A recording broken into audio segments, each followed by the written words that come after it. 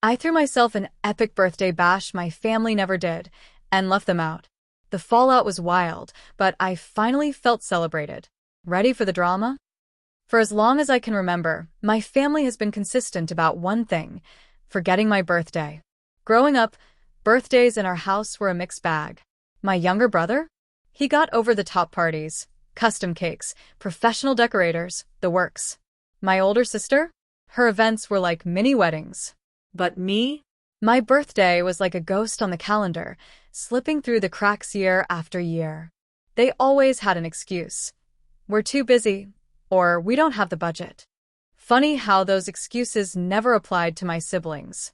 I'll never forget my brother's 10th birthday. Bouncy castle, magician, catered food. That same year, for my birthday, my aunt grabbed a cupcake on her way over, stuck a candle in it, and called it a celebration. That cupcake? It was one of the better moments. When I dared to bring it up, my parents brushed me off. Work's been crazy, they'd say, or there was a family emergency. Once, my dad even scoffed. You're not one of those people who makes a big deal out of birthdays, are you? Like celebrating the day I was born was some extravagant indulgence. Yet somehow, they never missed a beat for my siblings. My brother's sweet 16? People still talk about it. My sister's graduation party? Basically a gala. Meanwhile, my 18th birthday passed without a card. My 21st? They were too busy, but Dad found time to take my brother to his soccer game that same night. By my teens, I stopped expecting anything. But the final straw came last year on my 25th. I'd made it crystal clear, dropped hints, outright reminded them. My mom even promised, "Don't worry, we won't forget this time." I was naive enough to believe her. But when the day came, silence. No texts, no calls, not even a happy birthday in passing. I sat alone that night, scrolling social media, pretending it didn't sting. A week later, they threw my brother a massive party, 3-tier cake, professional photographers, the whole deal. I showed up, faked a smile, and left early, swallowing the pain of feeling invisible. That night, something in me snapped. I was done begging for their attention, done hoping they'd care. If my family didn't think I was worth celebrating, I'd do it myself. That's when the idea hit. I'd throw myself the birthday party I'd always dreamed of. But here's the twist. I wasn't inviting them. No parents, no siblings, no extended family. Just my friends, coworkers, and the people who've actually shown up for me. I started planning that very night, fueled by a mix of defiance and excitement. This wasn't just a party, it was a statement. I found a stunning venue downtown, a modern loft with high ceilings, exposed brick, and huge windows overlooking the city skyline.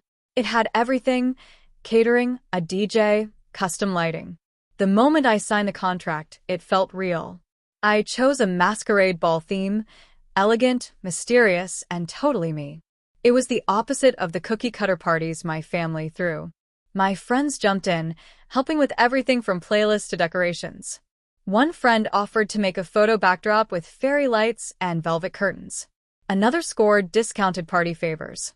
Their enthusiasm kept me going, reminding me I wasn't alone. I kept the guest list tight. Only the people who'd been there for me through thick and thin. No family. I didn't post anything in the family group chat or drop hints at home. To them, it was business as usual. I spent hours on Pinterest, planning every detail. The cake was a showstopper, a 3-tiered masterpiece with gold and black mask designs, edible lace, and a sugar sculpture on top. It was pricey, but worth every penny. I even splurged on my outfit, a floor-length emerald green dress with intricate beadwork, paired with matching heels and earrings. For once, I felt like royalty. As the plans came together, I felt a mix of thrill and dread. I knew my family would find out eventually, and the fallout would be ugly. But this wasn't about them, it was about me.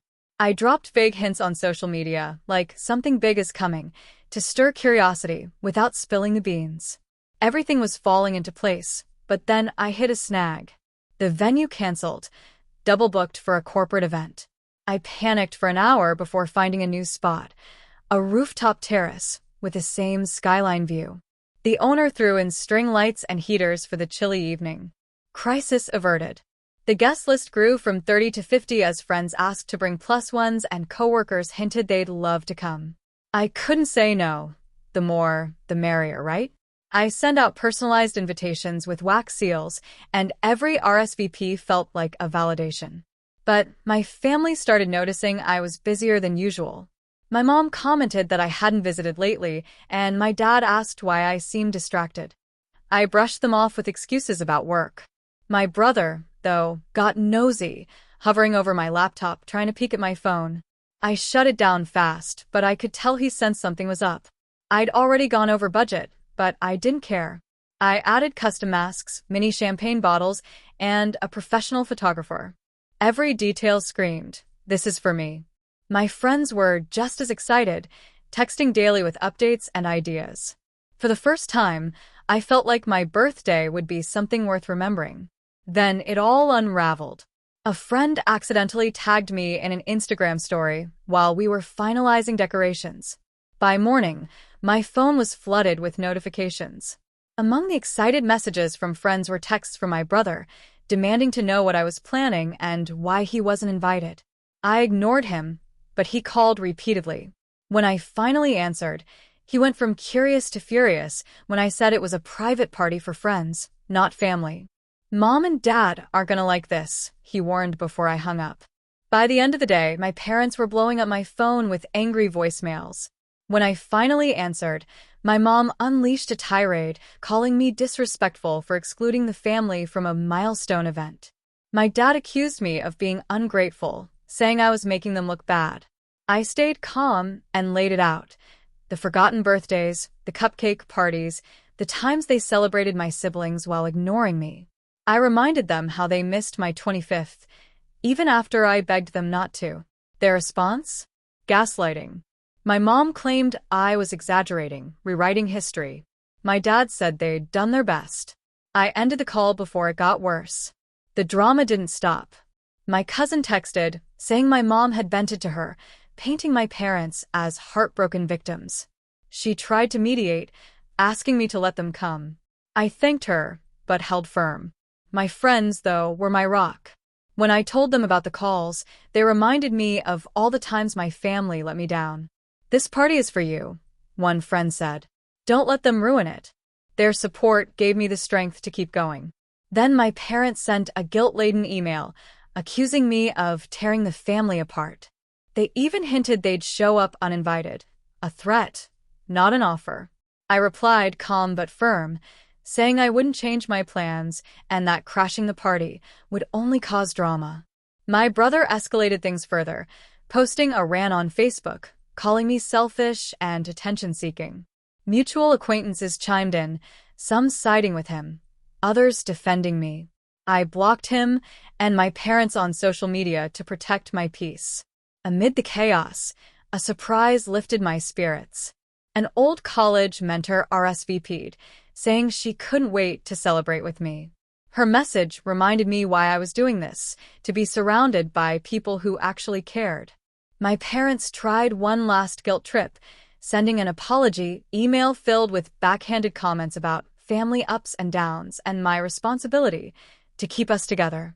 I didn't bite. My reply was short, "Thank you, but my decision stands." The party was a week away, and I was buzzing with nerves and excitement. RSVPs were finalized, decorations ready, my friends hyped. My family's reaction was a mess, but their absence was the point. For once, I was putting myself first. The night of the party was magic. The rooftop terrace was transformed, string lights twinkling above, emerald and gold tables with feather centerpieces, the city skyline glowing in the background. Guests arrived in stunning outfits and custom masks, adding to the masquerade vibe. By 8 p.m., the place was alive with laughter and music. The photographer captured every moment, friends mingling, champagne toasts, the energy electric. I gave a short speech, thanking everyone for being there. For the first time, I felt truly seen. Then came the surprise. A friend had secretly arranged a live band, and they started playing after my speech.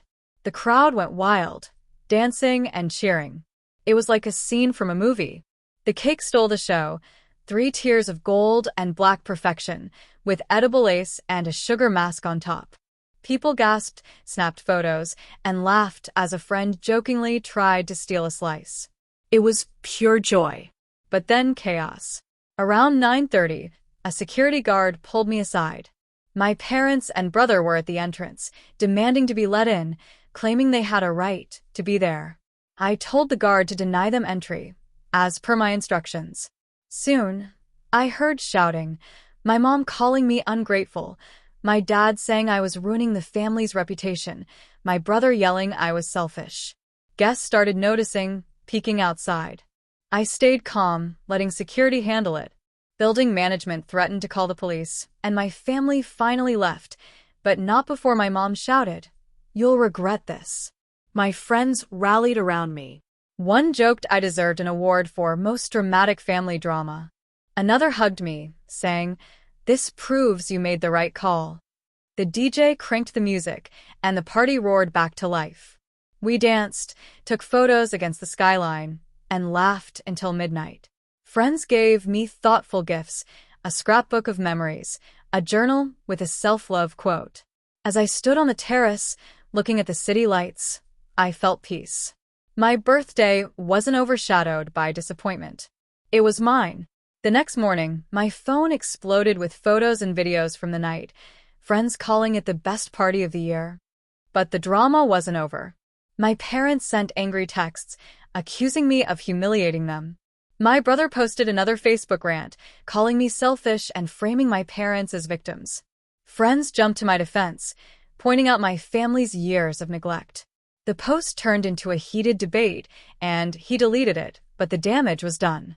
My parents tried again with a guilt-heavy email, demanding a sit-down meeting and hinting they'd cut me off financially or emotionally if I refused. I replied, unemotional, "I'm not interested in a relationship built on manipulation. My boundaries are final." Extended family got involved. Some scolded me. Others supported me. A cousin I hadn't spoken to in years reached out, saying she'd felt the same neglect growing up and admired my strength. The photographer's official photos only fueled the fire. They were stunning, joyful moments, elegant decor, the epic cake.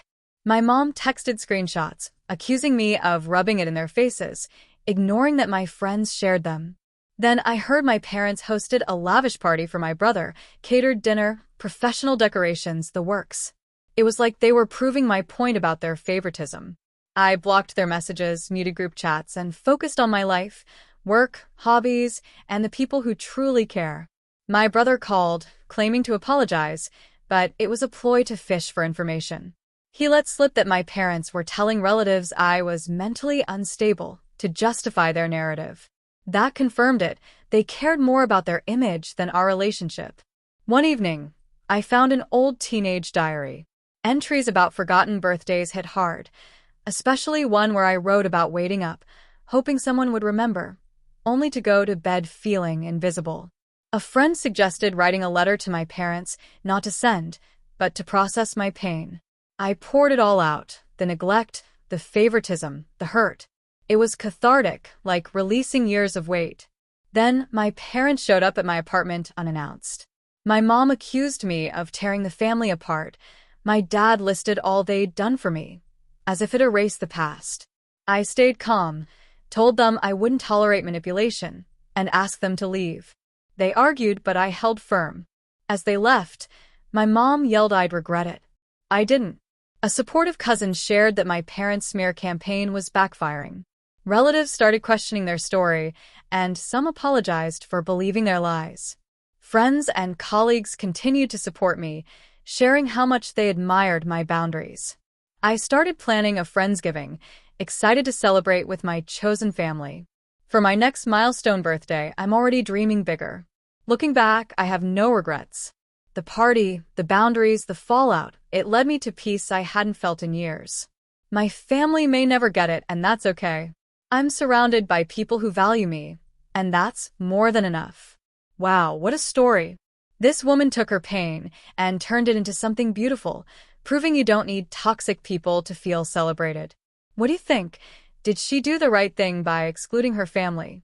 Have you ever had to set boundaries like this? Drop your thoughts in the comments and don't forget to like, subscribe, and hit that bell for more Reddit stories. Until next time, stay strong and keep shining.